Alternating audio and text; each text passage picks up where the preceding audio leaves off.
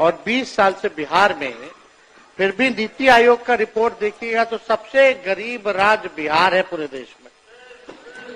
सबसे ज्यादा बेरोजगारी बिहार में, सबसे ज्यादा पलायन बिहार में, प्रति व्यक्ति आय निवेश जो है सबसे फिसड्डी बिहार है, चाहे किसानों का आय हो उसमें सबसे फिसड्डी है महोदय। और अपराध में, भ्रष्टाचार में बिहार का कोई तुलना नहीं है महोदय इनके शासनकाल में। तो महोदय लगातार जो है हम लोग कह रहे हैं कि सरकार को आत्मचिंतन और मंथन करने की आवश्यकता है महोदय। लगातार एक ही बात रटा रटा करके, एक ही बात कहने से कोई बिहार जो है आगे बढ़ने वाला नहीं है, बिहारियों की तरक्की होने वाली नहीं है। ये केवल झूठ का पुलिंदा ये लोग परोसने का काम करते हैं महोदय। युवा को रोजगार नहीं, बीमारियों का कोई उपचार नहीं, सुरक्षित कोई परिवार नहीं, सरकार की सेहत में सुधार नहीं, सही हाथों में अपना बिहार नहीं। अध्यक्ष महोदय, सम्राट चौधरी जी उप मुख्यमंत्री हैं महोदय। जब हमने राज्यपाल के अभिभाषण पे चर्चा करते वक्त हमने आंकड़े रखे थे तो उसमें सम्राट चौधरी जी ने राज्यपाल के अभिभाषण पे जब सरकार की तरफ से उत्तर जवाब जब दिया तो हमको नहीं लगता कि इनको हमारी बात और डेटा जो है समझ में आई होगी। अब मुख्यमंत्री जी ने मुरेठा तो निकलवा लिया, फिर भी इनकी दिमाग की बत्ती जली नहीं। अध्यक्ष महोदय, जिम्मेदारी होने के बाद हमको लगता था कि भाई दिमाग की बत्ती जो है जागेगी, लेकिन फिर भी ये स्थिति है। अब सम्राट चौधरी जी साक्षरता दर की बात कर रहे थे। मैंने 3.2 स्कूल ड्रॉप आउट रेट की बात की थी, जो 1989 में 11.4 था महोदय, और आज बिहार का स्कूल ड्रॉप आउट रेट जो है 41% यानी 41% है।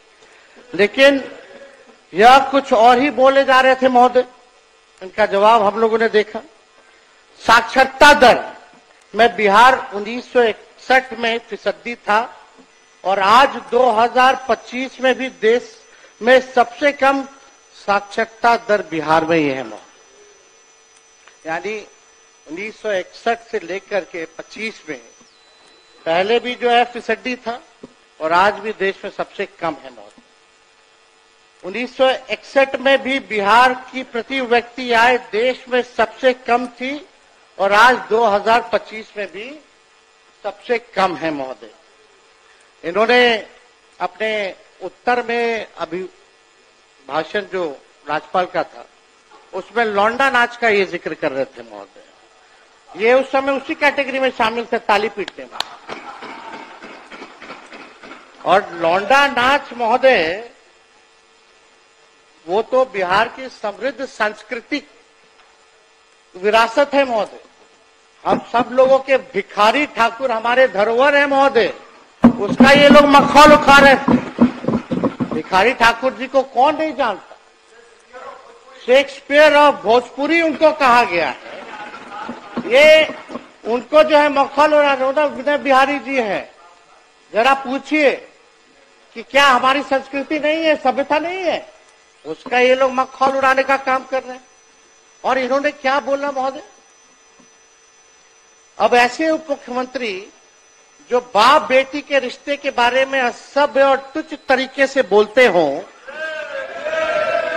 हमारे पिता और हमारी बहन जिन्होंने किडनी दिया उनके बारे में उन्होंने क्या बयान दिया कि टिकट के लिए जो है किडनी दिया। इस तरह का छोटी सोच की मानसिकता के लोगों से महोदय क्या उम्मीद की जा सकती है? ऐसे लोग हर चीज में जात धर्म जोड़ते हैं महोदय, जनता द्वारा रिजेक्टेड है और लोग सेलेक्टिवली अपराधियों की भी जाति गिन रहे हैं महोदय। कुछ दिन पहले इनका हमने बयान देखा, अपराध हुआ, घटना हुई तो एक पर्टिकुलर जाति से इन्होंने जोड़ा कि फल्ला जात के लोग जो है कर रहे हैं महोदय। अब अपराधियों की कोई जाति या धर्म नहीं होता है महोदय। अगर इतना ही शौक है इनको जाति ढूंढने का तो अपने गृह मंत्रालय में ऑर्डर दे दीजिए डीजीपी को कि कौन किसको मार रहा है, क्या मार रहा है, नहीं मार रहा, अपराध कौन कर रहा है, उसकी भी जाति का भी ब्यौरा दे, जुड़वा दीजिए वो कैटेगरी। अगर जाति ही के बारे में आप जो है किसी एक जात को लेकर के जो आप कहिएगा महोदय, और जो अपराधी किस्म का लोग होता है वहां तो शादी ब्याह भी नहीं हो करता है, लोग कोई नहीं करता है शादी ब्याह। बिहार सरकार को चाहिए कि हर अपराध पर अब मरने वाले पीड़ित की भी और मारने वाले हत्यारे की जाति सार्वजनिक करे महोदय, पता चल जाएगा, जरा जाने। अगर आप उसी सोच के हिसाब से अगर आप देखने का काम करते हैं महोदय, तो महोदय हम बजट पे भी बोलना चाहेंगे महोदय। थोड़ा देश का 1947 का भी बजट का आकार क्या था, बिहार का क्या था, उस पर भी हम चर्चा करना चाहेंगे। आज जो सरकार में जो लोग बैठे हैं इनका तो कोई मतलब नहीं था, उस समय तो कहीं थे नहीं आजादी के समय, आजादी में इनका कोई योगदान नहीं था महोदय। जब 1947 में जब देश आजाद हुआ, जब अंग्रेज गए तब खाने को देश में खाने को अन्न नहीं था महोदय, खाने का भूखमरी की हालात थे महोदय जब अंग्रेज गए। तो उस वक्त देश का साक्षरता दर 12% था, भारतीयों की औसत आयु 32 साल थी महोदय, और भारत के पहले बजट का साइज कुल 197 करोड़ था। अब 2025-26 के बजट का साइज 50 लाख करोड़ रुपए है महोदय। 1952-53 में के वित्तीय वर्ष में बिहार विधानसभा में 30 करोड़ रुपए का वार्षिक बजट पेश किया गया था। 52-53 में बिहार का 30 करोड़ का पेश किया गया था। जब आदरणीय गरीबों के मसीहा आदरणीय लालू जी मुख्यमंत्री बने 1990 में, तब बिहार का बजट लगभग 3000 करोड़ था महोदय, और 2005-06 में जब सौंप करके गए तब बिहार का कुल आंकड़ा यानी 28,000 करोड़ करके के गए महोदय। 3000 से 28,000 करोड़, यानी लगभग 9.5 गुना बजट राजद शासन काल में बढ़ा। 2005 से 2024-25 विगत वर्ष के आपके शासन में 28,000 करोड़ से बढ़कर 2,78,000 करोड़ हुआ, यानी लगभग वही 9.5 गुना बढ़ा। तो किस बात का आप लोग पीठ थपथपा रहे हैं? ये तो बढ़ता ही रहेगा, आप रहे या कोई रहे, बजट तो लगातार, ये तो परंपरा क्या, ये तो होता ही रहना है, बढ़ता ही रहेगा। इसमें आपने कौन सा तीर मार लिया? जो बार बार जो आप लोग कहते हैं कि भाई इतना बजट का साइज कर दिया, अब 3,17,000 करोड़ रुपया कर दिया, इसी से सब जो है टेप रिकॉर्डर बजाया जा रहा है कि बड़ा विकास किया। इस साल चुनावी वर्ष होने के कारण अचानक से 24-25 और 25-26 में, यानी एक साल में महोदय 3,17,000 करोड़ का तो बजट था, यानी एक साल में 39,000 करोड़ का आपने वृद्धि बना दिया। हम जानना चाहते हैं एक साल के अंदर 39,000 करोड़ आप बढ़ा कैसे दिए? बिहार का रेवेन्यू कहां से इतना फायदे में रहा है? बिहार जो आप बढ़ा दिए, ये कहां से आंकड़ा लाए हैं? बिहार को कितना फायदा हुआ है जरा ये बता दें, या बिहार कर्ज में है ये बता दें। तो आप चुनावी वर्ष है तो एक साल में आपने 39,000 करोड़ जो है वो बना दिया, वृद्धि कर दी गई, जिसका कोई आर्थिक या प्रशासनिक आधार ही नहीं है महोदय। क्या आपका राजस्व 39,000 करोड़ बढ़ा है? हाँ या ना बताइएगा अपने उत्तर में। 39,000 करोड़ बढ़ा है कि नहीं बढ़ा है?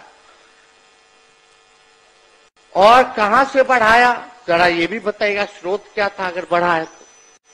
इतना बजट बना रहे हैं लेकिन महीनों से शिक्षकों, प्रोफेसरों, कर्मचारियों और संविधिकों को देने के लिए पैसा नहीं है सरकार के। ये अध्यक्ष महोदय सच्चाई, सत्ता में आप रहे या कोई रहे, इससे कई गुना जो है अधिक ही बढ़ेगा, पीछे जाने वाला नहीं है बजट। हमारे समय में यानी राजद के समय में इन्फ्लेटेड बजट नहीं होता था, अब तो सारा इन्फ्लेटेड बजट है महोदय, बनाते हैं। विगत वर्ष में 60% जो है बजट का पैसा ये खर्च नहीं कर पाते, 60%। और आंकड़ों की कलाकारी जोड़ते रहते हैं महोदय, दिखाते रहते हैं। लगातार 20 वर्षों में शासन के बावजूद बिहार आज भी केंद्र सरकार पर आर्थिक रूप से निर्भर है महोदय। राज्य का केवल 27% राजस्व अपने स्रोत से आता है महोदय। बहुत ही महत्वपूर्ण आंकड़ा है, आप सब लोगों को पता होना चाहिए, मीडिया के लोगों को भी पता होना चाहिए महोदय। बिहार का केवल 27% जो है अपना राजस्व से आता है, जबकि गुजरात का 73%, तमिलनाडु का 76%, और बगल का पड़ोसी उत्तर प्रदेश का 46% है महोदय, जिसका अपना रेवेन्यू है महोदय। यह स्थिति है। यह सवाल उठाता है कि बिहार की अर्थव्यवस्था आत्मनिर्भर क्यों नहीं हो पाई है। आप आत्मनिर्भर की बात करते हैं, बिहार की अर्थव्यवस्था को तो पहले आत्मनिर्भर कीजिए। अब बहुत ही महत्वपूर्ण बात है, मंत्री है सरकार में, सब लोग बुजुर्ग हैं, बुद्धिजीवी लोग हैं, बड़बोले लोग हैं, झूठ बोलने वाले लोग हैं, सब लोग बैठे हुए हैं यहाँ पे महोदय। बजट हुआ मत महोदय, लेकिन ये नहीं बताया कि बिहार पर कर्ज कितना है, बिहार के प्रति व्यक्ति लोगों पर कर्ज कितना है। तो हम बता दें 24-25 का, यानी पिछले ही वित्तीय वर्ष तक कितना कर्ज था। 3 लाख बिहार पर कर्ज, सुन लीजिए, 3,19,618 करोड़ रुपए बिहार पर कर्ज है। यानी प्रत्येक एक बिहारी पर लगभग 25,000 का कर्जा है। अब आप बताइए, ये जिक्र करना चाहिए था ना, उपलब्धि में आपको गिनाना चाहिए था ना कि कितना कर्जदार आपने, माननीय मुख्यमंत्री नीतीश कुमार जी, विकास पुरुष, डबल इंजन की सरकार में आत्मनिर्भर अभी भी नहीं हो पाए, सब बताना चाहिए था। क्या प्रति व्यक्ति आय है। आरबीआई, एजी और राज्य सरकार के ही स्रोतों की माने तो बिहार देश के सबसे अधिक कर्ज लेने वाले राज्यों में शामिल हो गए महोदय। बिहार का कर्ज हर साल बढ़ रहा है और बिहार के कुल कर्ज में हर साल की वृद्धि 10% की होती है, जबकि राजस्व बिहार का जो है उसकी बात करें तो 5% के आसपास ही इजाफा होता है, 10% जो है आप लोग कर्ज लेते हैं। ये क्या बना रहे हैं आप लोग बजट का भाई? कितना कर्ज आप लोगों ने डाल दिया। बिहार के जीडीपी का कुल कर्ज 38.6 तक पहुंच गया है। बढ़ते कर्ज के कारण हर साल बिहार को सूद के रूप में बड़ी राशि चुकानी पड़ रही है महोदय। अपने बिहार पर इतना कर्ज बढ़ा दिया है कि बिहार में कुल बजट का 7.5% पैसा ब्याज चुकाने में जा रहा है, जो लगभग 20,526 करोड़ सालाना होता है। आप सोचिए, हर दिन प्रतिदिन 56 करोड़ रुपए कर्ज का सूद में यानी ऋण में जो है ब्याज में बिहार सरकार दे रही है। ये सच्चाई है महोदय। और आप ये क्यों नहीं बताते कि 2005 में बिहार की प्रति व्यक्ति कर्ज कितना था और प्रदेश का कुल कर्ज कितना था, ये भी जरा बताना चाहिए महोदय। तो ये तो बताए नहीं, लेकिन आप समझिए अध्यक्ष महोदय, ये तो कर्ज हमने केवल जो है बताया 3,19,618 करोड़ का, ये पिछला वित्तीय वर्ष का है। इस वित्तीय वर्ष का जुड़ेगा तो हो सकता है इस बार तो बढ़ोतरी भी इन्होंने की है 39,000 करोड़ की। तो समझिए कि हमको तो लगता है कि पता नहीं कितना करोड़ रुपया जो है और बढ़ गया होगा इससे ज्यादा। 3.5 लाख करोड़ रुपया आज से भी ज्यादा हो गया होगा। तो ये स्थिति है। तो ये अध्यक्ष महोदय, ये सारी बातें तो ये बताई नहीं है। हालांकि सम्राट चौधरी जी वित्त मंत्री है, हम तो कोई टिप्पा टिप्पणी आरोप नहीं करते, लेकिन जदयू के एक एमएनसी ने प्रेस कॉन्फ्रेंस करके इनके डिग्री पे भी सवाल उठाया था कि असली है कि नकली है, उस पर हम कोई टिप्पा टिप्पणी नहीं करना चाहते। लेकिन गवर्नमेंट का फेलियर महोदय, अजब अनूठा बिहार का सिस्टम बना दिया, जहां खेतों के बीच में बिना सड़क संपर्क पुल खड़े हैं, शराबबंदी ऐसी, आदमी तो छोड़िए चूहे भी शराब पी रहे हैं। सीएम जिस रफ्तार से भाजपा के लोगों के चरणों में गिर रहे हैं, उसी रफ्तार से लगातार बिहार में पुल गिर रहे हैं, पर्चे लीक हो रहे हैं, अपराधी बेखौफ हैं, बेकसूर युवाओं पर लाठी बजाई जा रही है। मुख्यमंत्री को राष्ट्रगान के सम्मान की भी चिंता नहीं, लेकिन भाजपा को अपनी सरकार की बहुत चिंता है। अध्यक्ष महोदय, अपराध पर देखिएगा तो अपराध की खबरों से अखबारों का रंग लाल और सरकार का मुंह काला हुआ पड़ा है महोदय। एनसीआरबी का आंकड़ा देखे तो 2005 के अनुसार के बाद 20 साल में 65,000 से अधिक हत्याएं हुई। 20 साल का इनका शासन का 65,000 से ज्यादा हत्याएं हुई हैं, 25,000 रेप हुआ है, 1 लाख किडनैपिंग हुई है, 3 लाख चोरियां हुई हैं महोदय। ये स्थिति अपराध की। और पिछले साल कम्युनल वायलेंस में बिहार देश में दूसरे नंबर पे रहा महाराष्ट्र के बाद। ये आंकड़े हैं महोदय एनसीआरबी का। और बिहार पुलिस की तो ऐसी स्थिति हो गई है कि अपराध इतना बढ़ गया कि अपना जो वेबसाइट है biharpolice.nic.in, उसमें अपलोड ही नहीं कर रही है डाटा। कई सालों से डेटा अपलोड नहीं कर रही है। क्या चीज का डर है? ताकि भेद खुल जाएगा क्या? लेकिन अध्यक्ष महोदय, ये सारा डेटा हम लोग जो है कंपाइल करके रखे हुए हैं महोदय। और आप सब लोग जान रहे हैं कितना भ्रष्टाचार बढ़ा हुआ है। कहीं भी आप चले जाइए, बिना घूसखोरी दिए हुए काम नहीं होता। कोई काम हो सबका तय है, थाना हो, ब्लॉक हो, सीना जोड़ी से रिश्वत चल रही है महोदय। सीना जोड़ी से रिश्वत चल रही है, धड़ल्ले से जो है चल रहा है महोदय। अभी सीओ का दाखिल खारिज जमाबंदी संबंधित वर्ष 2008 से अब तक कुल 1,36,00,000 वाद दायर किए गए, जिसमें से 52 लाख वाद को रिजेक्ट कर दिया गया तथा अभी भी रिश्वत नहीं देने के कारण लगभग 2,29,000 वाद विभिन्न जिलों में लंबित है महोदय। सीओ इतने आउट ऑफ कंट्रोल हो गए हैं कि डीएम की भी नहीं सुनते हैं महोदय। क्यों सुनेंगे? सीधे सीएम आवास से उनका ट्रांसफर पोस्टिंग होता है। मतलब एक सीएम के कार्यालय ही ईमानदार है, बाकी सब मंत्री और विभाग बेईमान हैं। राम सूरत राय मंत्री थे, आलोक मेहता मंत्री रहे, दिलीप जायसवाल मंत्री रहे। इन सब ने जितना ट्रांसफर पोस्टिंग किया सबको सीएम हाउस के अधिकारी ऑफिस से रोक दिया गया। रोका कि नहीं रोका? तो सीओ काहे ना सुनेगा? सीओ तो डायरेक्ट सीएम ऑफिस से जुड़ा हुआ है, वहीं से ट्रांसफर पोस्टिंग चल रहा है। कहाँ किसी का सुनाई होता है? बाकी सब भ्रष्ट हैं। अरे वो सीएम है हमारे, और सीएम के अधिकारी जो चुनिंदा रिटायर्ड फिटायर्ड, वही लोग जो है सुधरे हुए हैं। ये सच्चाई है मोदी।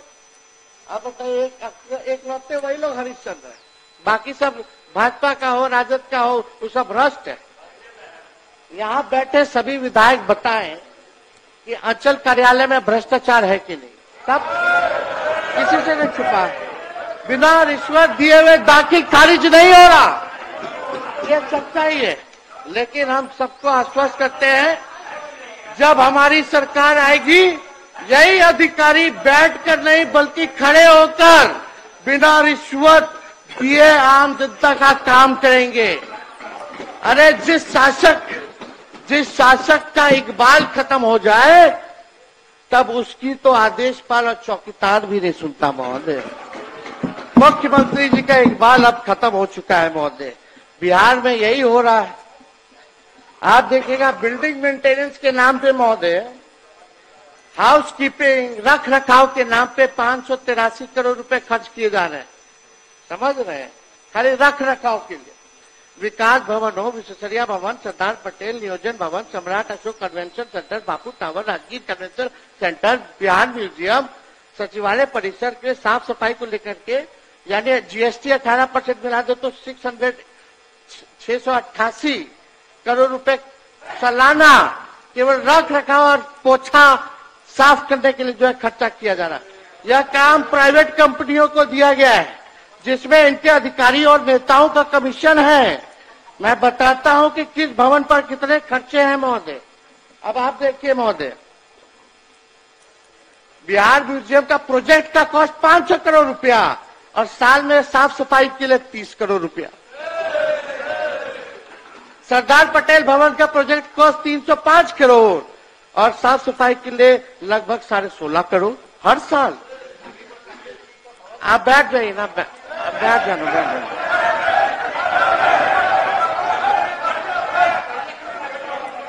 अध्यक्ष अरे छोड़िए ना, अरे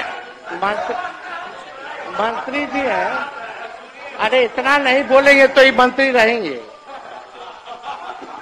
थोड़ा बोलने दीजिए। गला इसी में ना साफ होता है, सवाल जवाब है तो चुप रहता। अध्यक्ष मेरे बापू टावर का प्रोजेक्ट कॉस्ट 129 करोड़ और सालाना मेंटेनेंस के लिए है लगभग 10 करोड़ रुपया। नियोजन भवन 93 करोड़ रुपए का प्रोजेक्ट और लगभग 7 करोड़ जो है आपका मेंटेनेंस का है महोदय।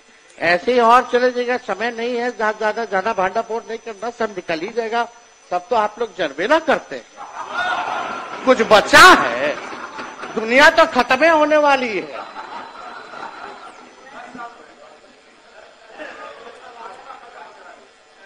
महोदय, अस्पतालों में रुई है तो सुई नहीं, सुई है तो रुई नहीं। स्वास्थ्य सेवाओं में अभी 49% पद खाली है। मैंने स्वास्थ्य मंत्री रहते हुए 20 अगस्त 2023 को, सुन लीजिए, 20 अगस्त 2023 और 24 जनवरी 2024 को 1,31,793 नए पदों का सृजन संबंधी संचिका पर हस्ताक्षर कर नए पद सृजित किए थे। लेकिन एक हफ्ते बाद हमारी सरकार गिर गई और अभी स्वास्थ्य विभाग और वित्त विभाग में धूल फांक रहा है महोदय। ये फाइल पब्लिक हेल्थ कैडर का देख लीजिएगा, हम तारीख बता रहे, रिकॉर्ड है। एजुकेशन की बात करते तो जो जाति आधारित गणना हुई उसके रिपोर्ट के आधार पर हम ये बताना चाहते हैं, आपने 20 साल में क्या किया, आप आंकड़े बताते हैं। वही आंकड़े जो हमारी पहली जो जातिगत आर्थिक सर्वे के सामने जो आया, शायद आपने पढ़े भी होंगे, नहीं भी पढ़े होंगे, कोई अधिकारी बताया कि नहीं बताया हमको नहीं पता, लेकिन अनुसूचित जाति की कुल आबादी का सिर्फ 0.015% तथा अत्यंत पिछड़े वर्ग के सिर्फ 0.005% ही लोग डॉक्टर हैं। यानी इन वर्गों में मेडिकल एजुकेशन प्राप्त करने वालों की संख्या आधे से आधा प्रतिशत भी नहीं है। अनुसूचित जाति की कुल आबादी का सिर्फ 0.1% तथा अत्यंत पिछड़े वर्ग की सिर्फ 0.16 इंजीनियर है, मात्र इंजीनियर। यानी इन वर्गों में भी इंजीनियरिंग करने वालों की संख्या आधा प्रतिशत या उनसे भी प्रतिशत में कम है महोदय। यह अति पिछड़ा और दलित समाज का ये आंकड़ा है महोदय। बताइए क्या डॉक्टर, कहाँ इंजीनियर, कौन लोग हैं? आधा का आधा प्रतिशत भी नहीं है। जाति आधारित गणना का रिपोर्ट थोड़ा पढ़ लीजिएगा तो जानकारी हो जाएगा सबको। राज्य के सरकारी नौकरी में अनुसूचित जाति की कुल आबादी का सिर्फ 1.13% तथा अत्यंत पिछड़ों का 0.98% जो है 0.98% ही सरकारी नौकरी में, यानी 1% भी नहीं। अत्यंत पिछड़ा का सरकारी नौकरी में। मेडिकल एजुकेशन और इंजीनियरिंग छोड़िए, समान स्नातक भी इन वर्गों के बहुत कम है महोदय। और आप एनडीए के लोग अमृतकाल सेलिब्रेट कर रहे हैं। किसका अमृतकाल है?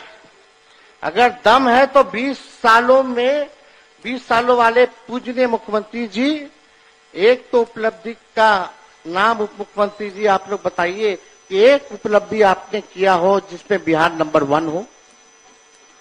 एक उपलब्धि बताइए जिसमें बिहार नंबर 1 हो। ये 20 साल आपका बिहार इतिहास में गायब काल के नाम से जो है जाना जाएगा। बीजेपी के लोग जो है बार बार जो है टिक्का टिप्पणी करते रहते हैं। आप लोग तो पिछलगुए बन करके रहिएगा, आप लोगों के पास तो कोई चेहरा नहीं है, लटकने बन के रहिएगा। अटल जी का तो सपना आप लोग लायक नहीं है कि पूरा कर दे। अगर है तो एक बार कभी कभी अकेले अकेले लड़ लिया जाए चुनाव, हम भी अकेले लड़ ले, देख लिया जाएगा कि किसमें किसका कितना जनाधार है, किसमें कितना दम है, जनता किसके साथ है। अब बीजेपी के लोगों बताओ, यहाँ डिप्टी सीएम दोनों बैठे, हम उन्हीं से पूछना चाहते, क्या बिहार ने जून 2013 से लेकर जुलाई 2017 तथा अगस्त 2022 से लेकर जनवरी 2024 तक कोई विकास किया कि नहीं किया? बताइए, किया कि नहीं किया? वो बोलेंगे तो भी फंसेंगे, नहीं बोलेंगे तो भी फंसेंगे, ऐसी स्थिति है। वो क्या बोलेंगे? हम ही लोगों के ना बजटवा पढ़ रहे थे। 7 निश्चय 2015 का चुनाव के बाद से ना शुरू हुआ। जातीय आधारित गणना हमारे वक्त हुई ना, नौकरी हम ही लोग के समय ना मिला, स्पोर्ट्स पॉलिसी, टूरिज्म पॉलिसी सब तो हम ही लोगों के टाइम में बना। तो काम तो हुआ कि नहीं हुआ बताइए? आप लोग जब विपक्ष में थे तो काम हुआ कि नहीं हुआ? खैर छोड़िए, क्या बोलेंगे ये लोग, बोलने के लिए कुछ है थोड़ी। जून 2013 में, चलिए ये बता दीजिए, जून 2013 में आपको छोड़ा, लेकिन उससे कई महीने पहले ही सरकार काम का ठप हो गया था। फिर मांझी जी को बनाया गया, उनके हाथ बांध दिए, इनके मंत्री कैबिनेट की बैठक में नहीं जाते थे, फिर उनको हटाना था तो गवर्नेंस का काम काज ठप कर दिया। फिर 2017 में हमसे अलगाव करना था तो काम काज ठप कर दिया। फिर 2022 में आपसे अलगाव करना था तो गवर्नेंस ठप हो गया।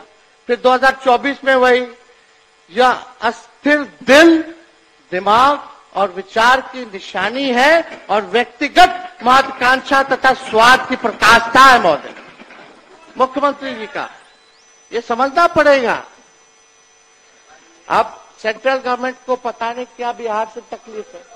एक कारखाना दिया नहीं बजट में, और जो यहाँ बेगूसराय में जो हमारा मक्के का अनुसंधान बीज केंद्र था उसको भी ये लोग भिजवाने का काम कर दिए बाहर कर्नाटक। वो तो हमने मामले को उठाया, अब वहीं के केंद्र मंत्री हैं, उन्हीं का क्षेत्र है, गिरिराज सिंह जी। पता नहीं दिसंबर का चिट्ठी है, आप नहीं बोले, आप चुप रहे। बिहार से बाहर किया गया, दर्जन भर केंद्र मंत्री है, राज्य मंत्री है बिहार का, वो लोग चुप रहा, सांसद लोग चुप रहा। क्यों चुप थे आप लोग? एक प्रतिक्रिया नहीं आई। जब हमने मामला उठाया तब शिवराज चौहान जी जो आनंद फानंद में जाके बोले कहीं नहीं जाएगा, कहीं नहीं जाएगा। तो चिट्ठियां नकली था तो केस करो मेरे पर। जब चिट्ठी नकली था तो केस करे या तो माफी मांगे। यानी इनके मन में बिहार के प्रति कितनी घृणा है मोदी जी की।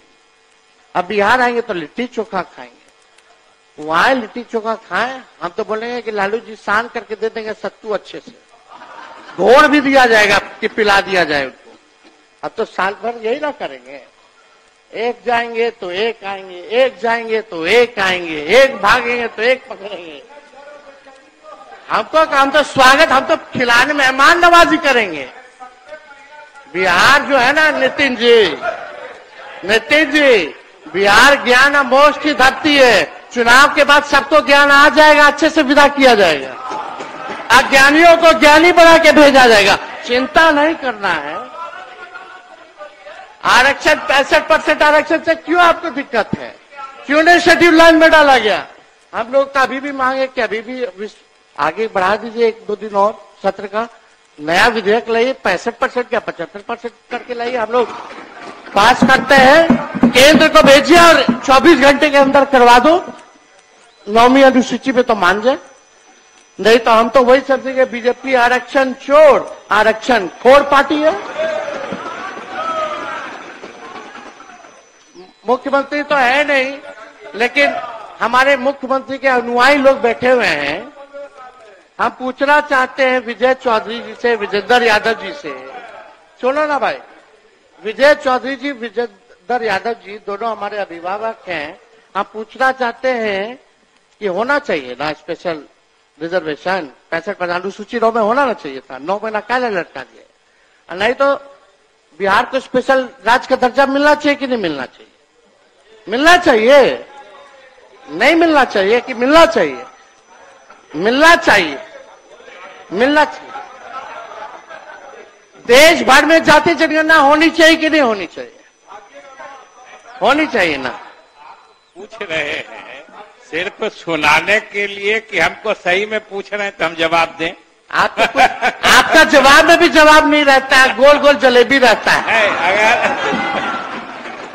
सवाल माननीय नेता प्रतिपक्ष महोदय, माननीय केवल 5 मिनट और महोदय, अगर सवाल इमड़ती रहेगा तो जवाब तो जलेबी ही मिलेगा।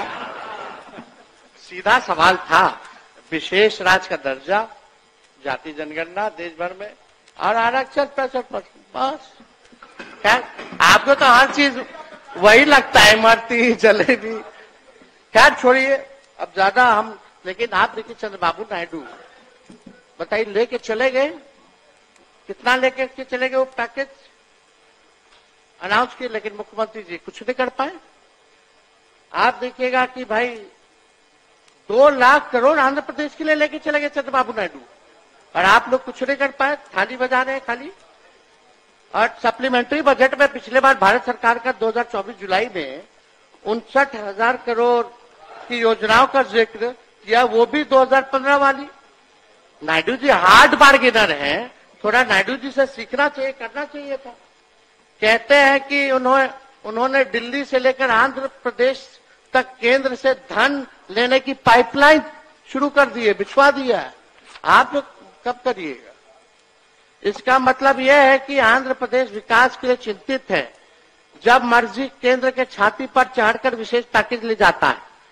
लेकिन एक हमारे सीएम हैं जो ना तो नीति आयोग के बैठक में जाते हैं, ना पटना में आए हुए इन्वेस्टर मीट अटेंड करते हैं, ना निवेशकों से मिलते हैं।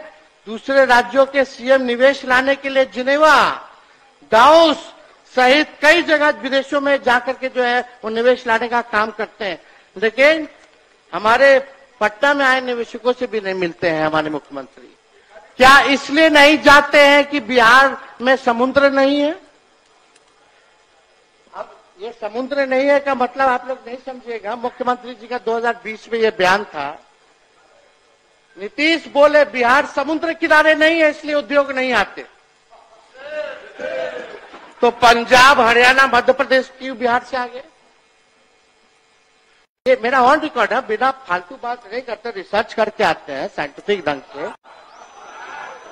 अब मुख्यमंत्री जी, अध्यक्ष महोदय, 5 मिनट। अध्यक्ष महोदय सुन लीजिए, थोड़ा हाउस को अध्यक्ष महोदय ऑर्डर में लाया जाए, शांति बना रखिए। बोलिए। बार बार मुख्यमंत्री कहते हैं कि हमने इसको बनाया, मतलब तेजस्वी को हमने बनाया, उप मुख्यमंत्री।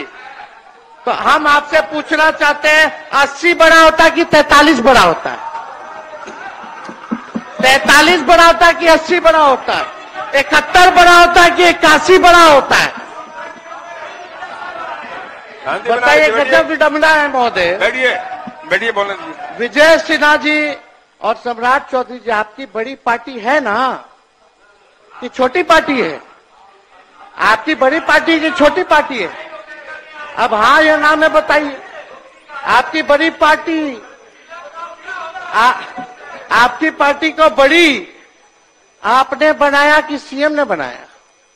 आपको डिप्टी सीएम मोदी जी ने बनाया कि मुख्यमंत्री जी ने बनाया? अरे मोदी जी ने सम्राट चौधरी जी बनाया कि नीतीश कुमार जी ने आपको डिप्टी सीएम बनाया और हम लोग अगर समर्थन पत्र नहीं देते तो इनको गवर्नर बुला लेते क्या वोट लेने?